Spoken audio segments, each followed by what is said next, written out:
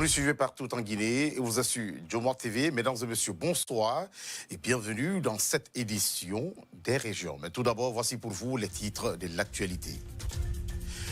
Dans la cité de Karamoko, Alpha Molabé, une dizaine de tonnes de produits périmés a été incinérée par les responsables de la cellule de contrôle des qualités et normes de la ville. Ces produits avariés ont été saisis dans les différents marchés de la commune urbaine. Éléments à suivre dans ce journal. Et puis, on va parler d'insécurité.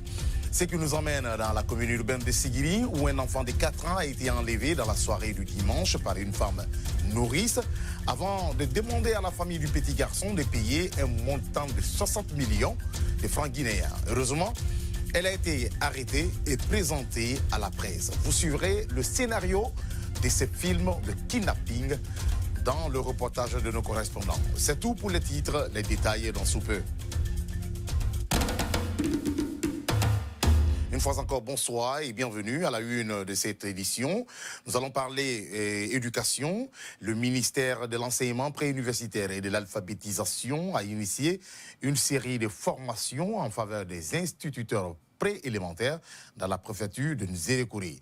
Une démarche qui vise à améliorer la qualité d'enseignement dans les écoles.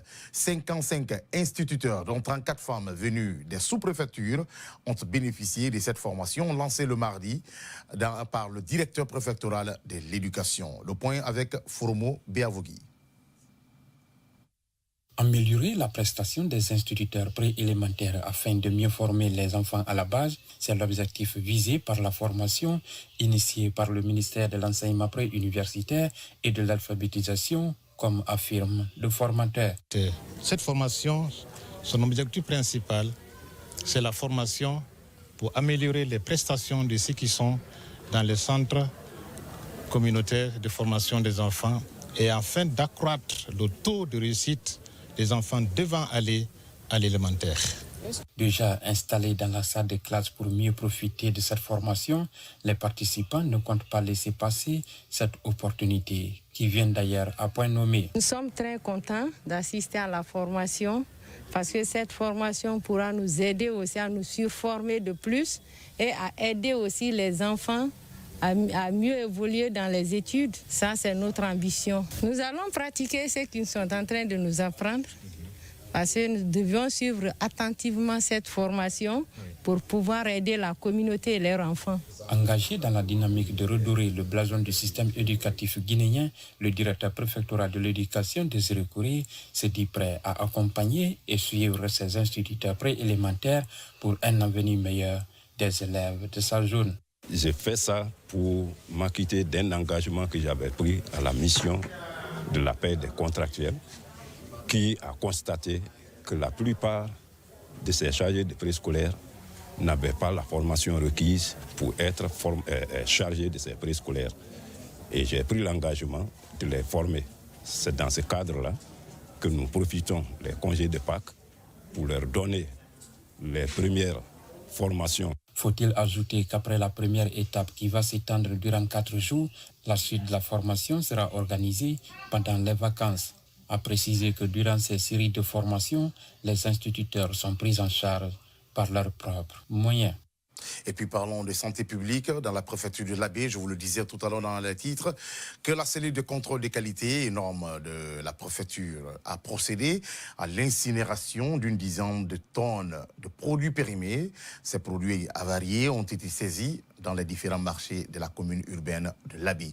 Boubacar Timbo Diallo et Minkalou Diallo pour les précisions. Il s'agit de 1225 cartons de produits cosmétiques, de 28 552 cartons de produits alimentaires, de 758 cartons de produits désinfectants, soit 40 tonnes de produits périmés saisis dans les différents marchés de la commune urbaine de l'Abbé. Une opération enclenchée par la cellule de contrôle de qualité et normes de l'Abbé. Les commerçants n'ont qu'à accepter de collaborer, puisque s'ils refusent d'aider la cellule, on ne peut pas récupérer des produits comme ça là. Puisqu'il y a certains qui cachent leurs produits et ils sont conscients que c'est impropre à la consommation. Depuis mars 2022, les agents de la cellule de contrôle de qualité et normes de l'Abbé sont sur le terrain pour tenter de débarrasser les marchés de la commune urbaine de l'Abbé des produits impropres à la consommation. Des commandos qui font ce travail dans de très grandes difficultés. Nos éléments travaillent dans des conditions très alarmantes parce que nous n'avons ni engin roulant. Ils font toutes ces prestations-là à leurs propres frais. Nous savons tous que les conditions ne sont pas les meilleures. C'est sûr, la hiérarchie va prendre en compte et nous aurons à débloquer, Inch'Allah, pour que toutes les conditions de travail soient réunies. Déplorant la non-collaboration des commerçants de l'Abbé pour sortir du circuit commercial les produits périmés, l'inspecteur régional du commerce, de l'industrie et des PME brandit des mesures draconiennes. Il y a eu la sensibilisation, il y a eu la saisie, il y a la destruction. Si les gens ne veulent pas, on va fournir des documents techniques, des fiches d'inspection qui peuvent être même des fiches d'inspection guide ou même conseil. Là, on va mettre là-dedans. Et tous les produits qui peuvent être périmés dans 2 mois, on va les inscrire. Dans 3 mois, on va les inscrire. Et nous allons exiger que ces produits soient installés en face de la position du commerçant dans son magasin. Force est de reconnaître que les différents marchés de la Guinée sont inondés des produits de toutes catégories périmés. Cependant, certains commerçants camouflent ces produits dans leur stock et les revendent sans foi ni loi aux consommateurs. Ok, et puis nous allons rester un peu dans la zone, mais cette fois-ci dans la ville Carrefour, pour suivre au fait la réaction des citoyens de la ville Mamou par rapport à un post publié par le ministre Ousmane Gawal Diallo sur son compte Facebook. On voit le patron du département de la télécommunication présenter son projet de vente de bois. Un projet qui est loin de faire l'unanimité au sein de l'opinion, même si dans le programme du gouvernement de la transition, la refondation verte fait partie de l'une des priorités. Sur ce, un ingénieur environnementaliste à la retraite rencontré n'a pas fait cadeau au porte-parole du gouvernement de la transition. Suivez Alseni Diallo au micro de Saïdou Kourouma. Avec toutes les perspectives que la Guinée a entamées, il y a cela de belles lunettes pour la gestion du bois de chauffe. Le ministre s'est hasardé à nous ramener en arrière sur un aspect. Peut-être qu'il maîtrise ou il ne maîtrise pas. Cela nous donnera à l'avenir beaucoup d'illustrations. Pourquoi? La Guinée a signé beaucoup de conventions sur l'environnement, surtout sur la gestion du bois de chauffe. Ils ont eu des propositions sur des biodigesteurs, sur l'utilisation du gaz naturel, ainsi de suite, beaucoup d'aspects, les reboisements. Mais si on entend aujourd'hui le ministre, on ne sait pas sur quel pied il veut danser, où il s'adosse, pour nous dire que la proportion du bois de 30 000 francs à Conakry et de 10 000 francs à Gawal peut résoudre, ça ne peut pas résoudre le problème de l'environnement. Dire que l'exploitation, la tronçonneuse pour les bois de chauffe, ça si nos partenaires qui nous accompagnent pour le changement climatique, qui nous accompagnent pour soutenir ce secteur écologique, ils vont se demander si nous sommes réfléchis. Ça, c'est mon point de vue à moi. Et puis, dans la cité d'Elhadj Oumar Tall, la société minière de Dinguiraye, SMD, vient de faire don de 260 sacs de sucre aux différentes couches socio-professionnelles des communautés riveraines. Une manière d'accompagner les fidèles musulmans de la localité en ce mois saint de Ramadan. Aboubakar Sidiki Kapi Kamara. En plus de ces actions de développement communautaire, la société minière de Dinguiraye, SMD en acronyme, filiale du groupe Norgold, a fait parler son cœur en ce mois de Ramadan ce lundi 3 avril 2023 en offrant une importante quantité de sucre aux responsables des localités riveraines et des personnes démunies. C'est la cour du club Jacob de l'Hérocentre qui a servi de cadre à cette cérémonie de remise. La société minière de Dinguiraye, pour réaffirmer sa solidarité et son accompagnement en cette période de pénitence, fait don d'importantes quantités de sucre aux communautés impactées. Il s'agit notamment de 260 sacs de sucre d'une valeur d'un peu plus de 100 millions de nos francs. Nous sollicitons humblement et respectueusement auprès de la communauté un climat de paix, de quiétude dans la cité, sans lequel aucun développement n'est possible et permettre de mettre en œuvre les projets de développement et autres demandes d'assistance. Ces bénéficiaires se sont réjouis de l'acte tout en appelant la jeunesse de Baraka à promouvoir la cohabitation pacifique avec la SMD. Nous remercions infiniment la SMD pour ses gestes habituels qui vient à point nommé. Ensuite, nous demandons aussi aux responsables de la société de mettre le problème des pèlerinages des sages dans leur programme. Nous sommes vraiment contents. Donc j'invite toute la jeunesse de Baraka à maintenir la paix, la cohésion sociale avec la société, la SMD, de travailler ensemble pour le bien de la communauté et pour le bien de la SMD. À rappeler qu'au cours de ces 5 dernières années, la SMD a investi sur fonds propres plus de 40 milliards de francs guinéens dans le cadre du développement communautaire. Et puis dans la savane, on va parler d'insécurité dans la commune urbaine de Sigiri. Un enfant de 4 ans a été enlevé dans la soirée du dimanche 2 avril 2023 par une femme nourrice au quartier Kouroudakoro. Mariam Keita, la présumée auteure d'enlèvement, a récupéré le petit garçon dans l'intention d'aller acheter du jus pour lui dans une boutique avant de prendre la destination de Kankan, où elle a demandé d'ailleurs à la famille du petit garçon de payer un montant de 60 millions de francs guinéens comme rançon. Heureusement que la mise en cause a été arrêtée et présentée à la presse ce mercredi dans les locaux de la brigade de recherche de Kankan. Souleymane Kato Kamara pour les précisions. C'est dans la matinée du dimanche dernier que Ousmane Diawara, âgé de 4 ans et élève de la maternelle, a été enlevé par Mariam Keita pendant qu'il jouait avec sa sœur aînée devant son domicile au quartier Kouroudakoro, dans la commune urbaine de Sigiri. Adjabinta Koulibaly, mère de ce petit garçon de 4 ans, explique comment elle a été informée. C'est notre technicien qui est venu me dire qu'il a reçu un appel d'une femme lui disant qu'elle a mon fils avec elle. Et quand celui-ci m'a passé son numéro, je lui ai appelé. Elle m'a dit de payer une somme de 60 millions. Je lui ai dit que je n'ai pas cet argent. Elle me dit encore de payer 35 millions. Nous avons discuté le prix et nous avons arrêté 10 millions.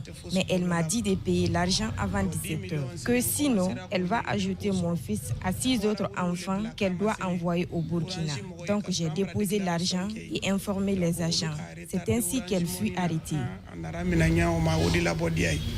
Mis aux arrêts par les agents de la brigade de recherche de Kankan, Mariam Keita, la présumée auteure qui réclamait un montant de 60 millions de francs guinéens à la famille de l'enfant pour sa libération, a reconnu les faits. Je reconnais avoir demandé 20 millions à ses parents, mais pas 60 millions. Je n'ai pas fait ça dans l'intention de faire du mal à l'enfant. Mais comme sa famille est riche, je voulais juste avoir de l'argent avec eux.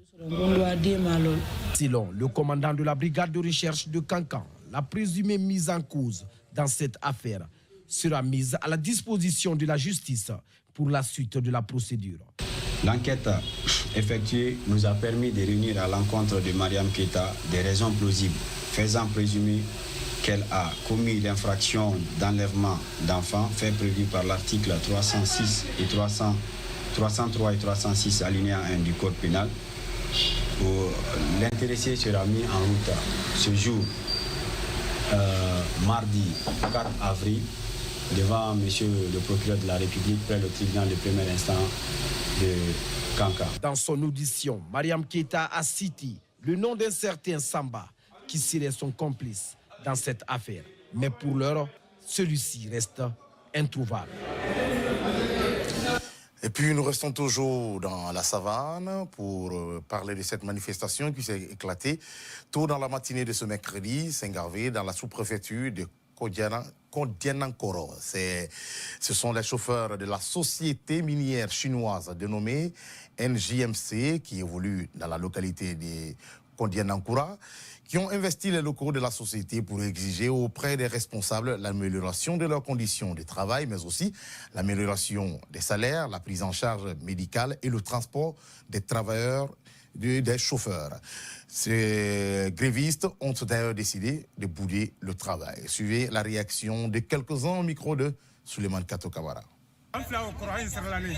Nous avons décidé de manifester pour attirer l'attention du syndicat sur notre condition de travail. Depuis 2 ans, nous travaillons dans cette société pour un salaire de 20 millions de francs guinéens qui ne s'améliore jamais. Et c'est dans cet argent que nous prenons soin de nos familles. C'est dans ce même argent que nous nous soignons. La société est incapable d'assurer même notre prise en charge sanitaire. Pourtant, au début, ils nous ont promis d'améliorer notre condition dès le début de la production. Et cela a commencé, mais nous ne voyons rien. Alors que nous travaillons nuit et jour sans repos. Depuis que nous sommes dans cette société, il n'y a pas de bus pour transporter les travailleurs. Chaque jour, nous payons le transport pour venir travailler. Imaginez avec le maigre salaire que nous recevons, qu'on enlève aussi les frais de transport de 30 jours. Qu'est-ce que nous pouvons faire avec le reste de l'argent?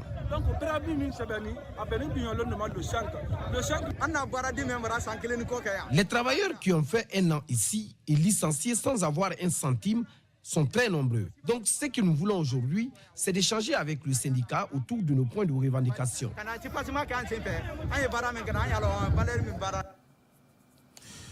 Et puis revenons ici à Conakry, dans le quartier Sandervalia, où un jeune du nom de Ibrahima Souri-Souma a trouvé la mort ce mercredi dans des conditions qui restent encore à élucider.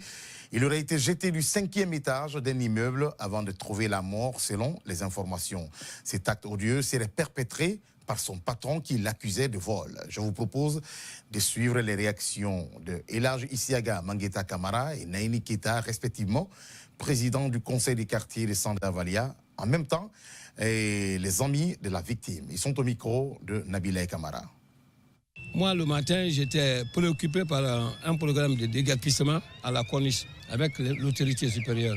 Étant là-bas, mon chef secteur m'appelle qu'un jeune est tombé de fenêtre au 5e étage, qu'il est mort, qu'il a rendu l'âme. Je suis venu sur place, j'ai trouvé qu'il est couché à terre. Et la cause, on m'a dit qu'il est tombé à l'escalier, aux fenêtres. Mais comme il y a des gens qui sont là-bas, donc ceux-ci étaient enfermés. Donc la police est allée les cueillir tous. Ils sont au commissariat. Ça fait au moins 15 ans que je suis avec le petit. Il dort avec moi. Le matin, on nous a appelé que le petit a fait un accident. J'ai dit, le petit a acheté une moto. C'est aujourd'hui qu'il a fait l'accident. C'est pour cela qu'on est venu en ville. On a trouvé que le petit est tombé. Mais ils ont frappé le petit. Parce que j'ai vu le petit au morgue. Le petit, il est tellement blessé. Le petit, là où il ne vole pas. Ça fait 20 ans que je connais le petit. Il ne vole pas. Il a acheté un moto à 10 500 000. Comment est-ce que le petit peut voler 1 million ou bien 2 millions? Et voilà, ce sont ces témoignages pathétiques de l'ami de la victime. Avec ces témoignages que nous allons fermer pour les fenêtres de cette édition et des régions. Merci de votre aimable attention. Bon Ramadan à tous les fidèles musulmans du monde. Au revoir et surtout, restez positifs, quoi qu'il arrive.